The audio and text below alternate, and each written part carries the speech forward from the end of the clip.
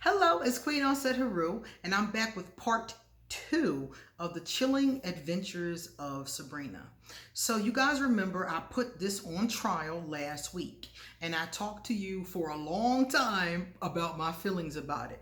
Now, mind you, that was only the first page. I have more stuff to say. So, this might need a part three. I'm not sure. Let's see how fast we can get through it.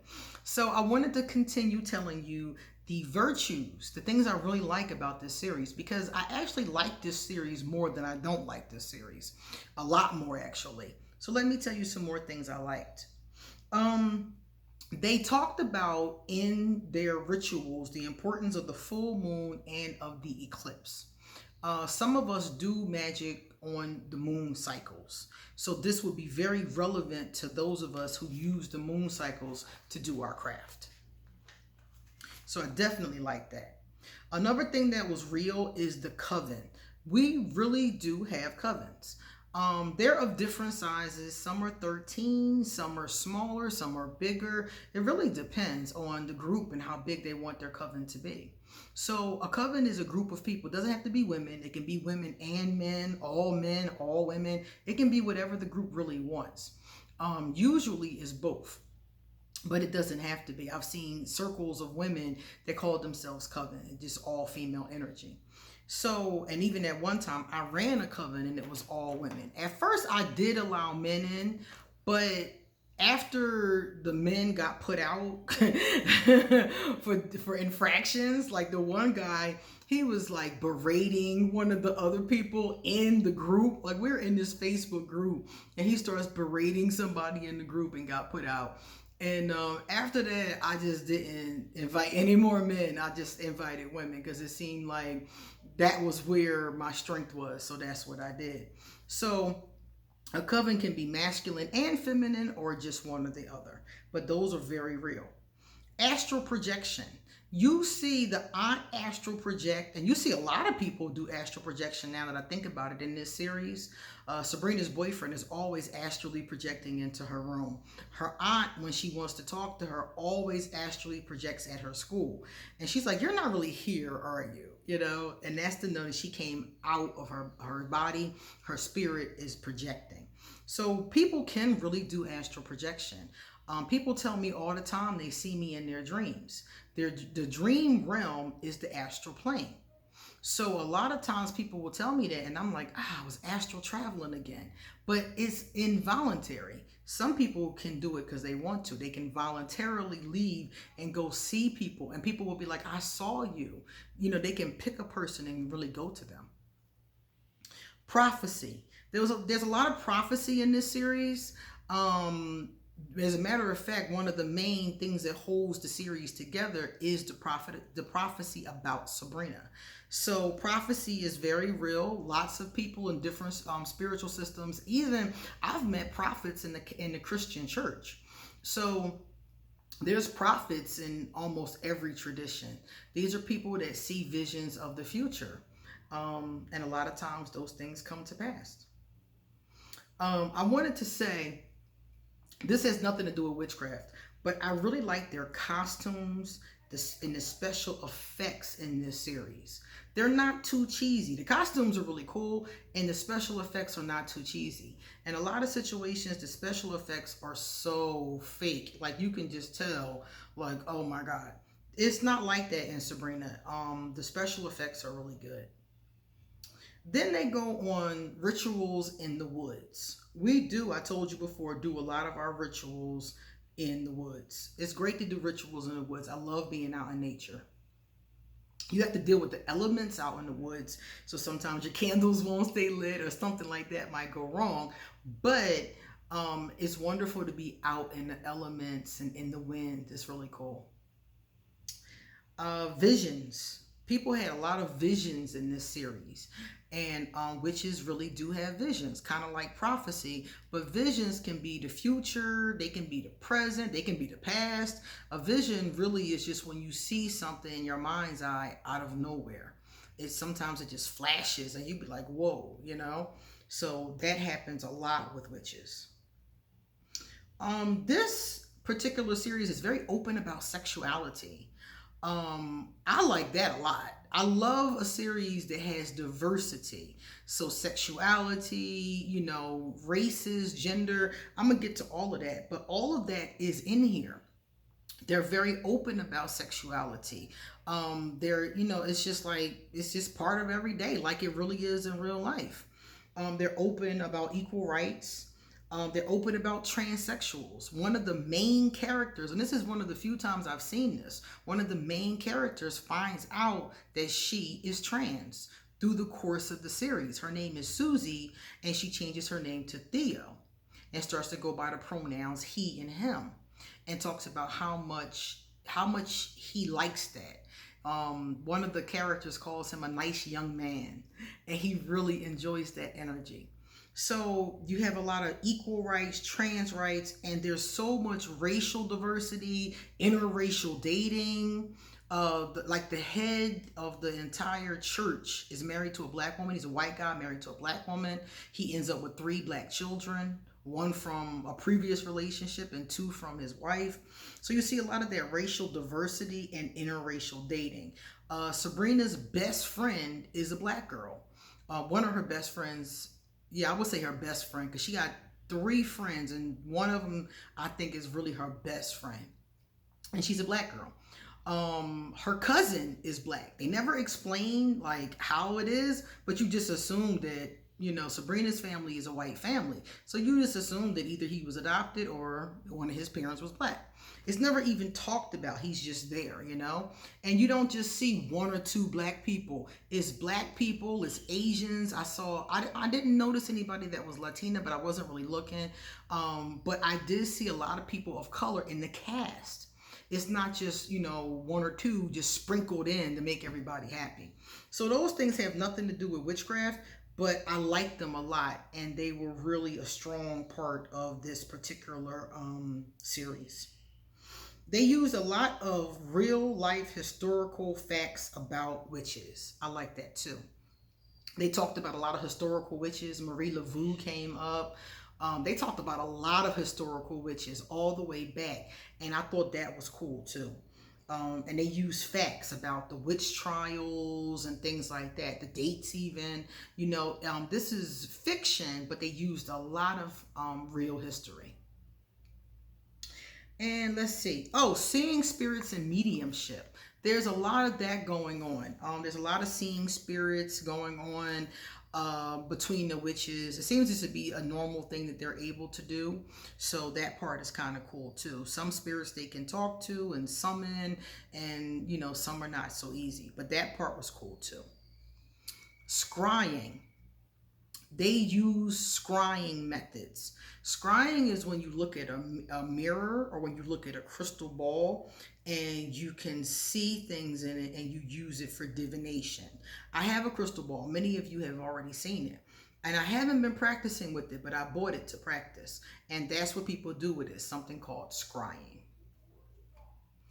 Demonology. They really get into demonology and demon possession and exorcism.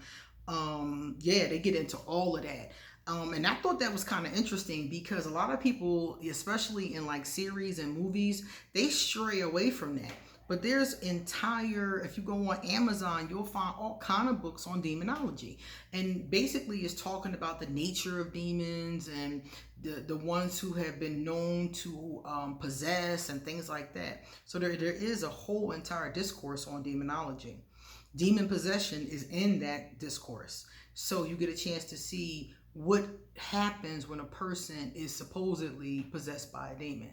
And you get to see Sabrina do an exorcism to get this demon to leave, which is also something that some witches have had to do, depending upon what kind of work you're doing. And again, remember I said they had real historical witches? They mentioned Crawley, Aleister Crowley, who is like famous for a lot of treacherous things actually, but famous nonetheless. And they mentioned a lot of things like that. Let's see. This one is, they talked about real goddesses too. They mentioned Hecate. They mentioned a lot of goddesses that people, witches now, currently do work with. So I thought that was cool. At the very end of the series, they were working with Hecate. And as a matter of fact, they started off being satanic witches. The whole coven was satanic. But after Lucifer pissed them off, they kicked them to the curb and decided to start worshiping Hecate. Which I was like, y'all already knew how he was. How is this just now a problem? But that's how it went down. Ritual sacrifice. They had a certain part where they were like sacrificing things and people. And ritual sacrifices do actually occur. I've actually witnessed a ritual sacrifice. It was a goat, mind you.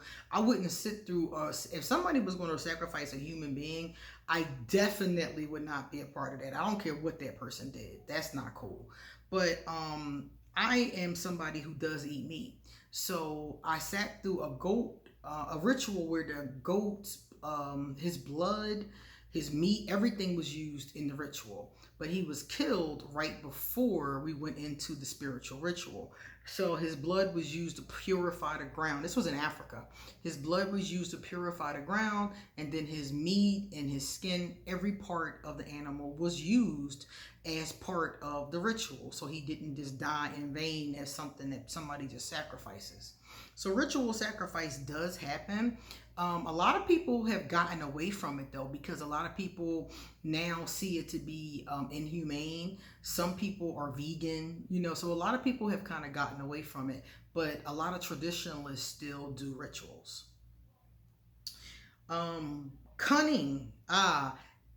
Sabrina's best friend, the black girl, she has a gift called cunning. And when you see her do the gift, basically what it is clairvoyance. She's having visions. She's seeing things. She has it. Her grandmother has it. And supposedly the women in her family all have this gift of sight. But they don't call it sight. They call it cunning. So it's exactly the same thing. Her ability to see visions and see a lot of things before or after they've happened. Binding spells.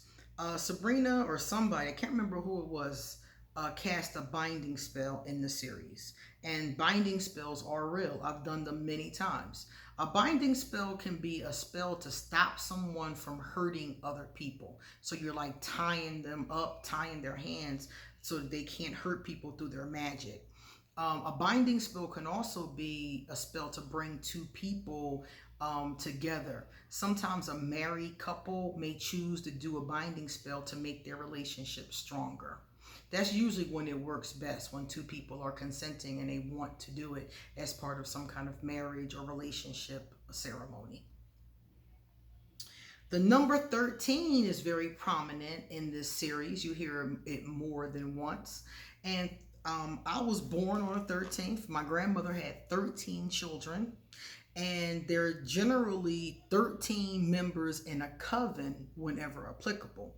So 13 is this number that a lot of times you hear associated with witchcraft for a number of different reasons. Those are just some of them. So some people think it's bad luck, but it really is not. 13 is really associated with actually, like I said before, power, strength, numbers, that kind of thing. 13 is actually not a bad number. It doesn't mean anything bad at all. Weather magic. They do weather magic on more than one occasion, and there are some witches who practice weather magic. If there's a hurricane coming or something coming towards their way, they will get together and they will cast spells and do rituals and try to stop the storm or deter the storm. And lots of times it has worked. I've seen them talk about it online, and then a coven will get together and go wander off. And the next thing I know, whatever the hurricane was that was coming towards them, next thing I know, the hurricane is out at sea. So did they do it, or did it just go out to sea? A lot of people do weather magic and they swear by it. I've never done it before. I should try it now that I think about it, just to see what kind of results I get. But I've never tried it before. The winter solstice was mentioned in the series as well. Most of us practice different holidays, and the winter solstice is one of those holidays. Samhain, known as Halloween. Yule is around that time too. There are a lot of them. Beltane. There's a lot of different, holidays that witches participate in, depending upon your culture and your location. So, like for example, a witch in Africa might not celebrate Samhain. They might have a whole different thing that they do to, for that time period. So it just depends on where you're from. Seances. Oh my goodness, they did a seance, and everybody knows that for a long time, seances were very popular in the United States. Witches and people who weren't witches would do seances and try to contact their deceased loved ones. The problem is that a lot of people would fake them just to get the money, so they fell out of popularity because they were faked so often. So many famous people who did seances were found guilty of faking them. So they fell out of popularity. But witches, some witches still do seances. And basically they sit together and they use any kind of method that they want, and they call upon, someone who is deceased. And sometimes they get a response and sometimes they don't. It depends on their level of mediumship, I would imagine. The knot spell. Sabrina taught Theo a knot spell. And I was sitting there smiling because I've done this spell before. You can do a knot spell for a number of different things, positive and negative. A knot spell, basically you take a string or a rope and you tie knots into it. Now, one very popular binding spell is done with a knot. So it's a knot spell for binding. It's one I've done a million times. Very popular, very easy, very effective. Telepathy. There was a little bit of telepathy going on, people being able to talk to each other in their minds in the series. It was very, telepathy is one of those kind of things that actually has been studied by the government. They did studies. I remember around the time of the World Wars, they did studies about psychic abilities, and one of them was telepathy. And they have found that some people do have this ability. Some of them are witches and some of them are not, but it is something that some people are able to do. They might not be able to have whole conversations in somebody's head, but they may be able to hear someone's thoughts or implant ideas or even a word in somebody's mind. Ancient books. They used ancient books. You see them all over the place, which I thought was kind of cool because they had like spell books and things like that. And they had books from like way, way, way, way, way back, So I thought that was cool too, that they used ancient books. And many of those books are real books. It was crazy. One of the ones they talked about is called the Lesser Keys of Solomon. Now, I've never read this book ever before in my life, but it's in every witch encyclopedia I've ever looked at. And apparently, there's supposed to be directions in it for doing some pretty sinister stuff. So that's why I never read it, because I was like, I'm not getting into that. But some people have read it, and I imagine some people have tried it. So these ancient books, some of the real ancient books that people talk about in the encyclopedias, Sabrina or one of the members of the cast either has or mentions in the series. Voodoo, hoodoo, and Wicca are mentioned. Voodoo is from New Orleans. It came over during the slave trade from West Africa. So it's a spiritual system. It's powerful magic, but it's African magic that came to New Orleans and then got mixed, because New Orleans was a mosh podge. It was Africans, it was French people, it was all kinds of different ethnicities there. From what I remember, it was mostly African and French, and maybe some other ones too. But those are the two I remember from visiting New Orleans. And so voodoo is the tradition of that part of the world. And like I said, it originated with the African, enslaved Africans who came over on the ships. Hoodoo is very similar to voodoo, but it's practiced predominantly by people in the South. My great grandmother was a hoodoo practitioner. I didn't know that until I was old and grown, but I did find that out. And I actually have a tarot deck that is called the Hoodoo Tarot, and I got it to honor my ancestor. So those are the traditions that they practice. That tradition is similar to voodoo, but the one thing I remember about it is they use the Bible. They actually use the Bible in their rituals.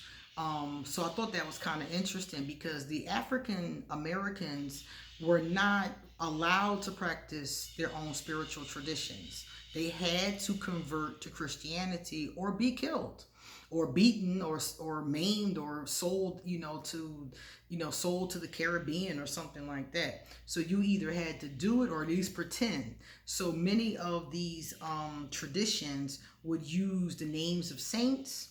They would use the Bible. They would use different things, but they would use it in their own way. There's lots of similarities between different spiritual systems because a lot of them have the same root. So they would just find a way to be able to mask what they were doing. So they would tell Master they were going to, have a prayer service, and they were really out in the woods doing hoodoo. And the hoodoo was mostly protective. Hoodoo is about love, drawing love, sending away unwanted, people. Hoodoo is just like any other form of magic. It has many different purposes to bring money. Many different purposes people would use hoodoo. And a lot of times it really, just like any other form of magic, it really did work for them. It was very, very interesting. And Wicca. Wicca itself is not mentioned, the spiritual system, but Sabrina names her school organization Wicca. It's an acronym.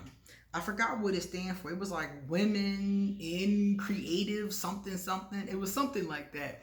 But Wicca is mentioned. They call it Wicca. And I thought that was interesting that they call it Wicca, but it had a different meaning.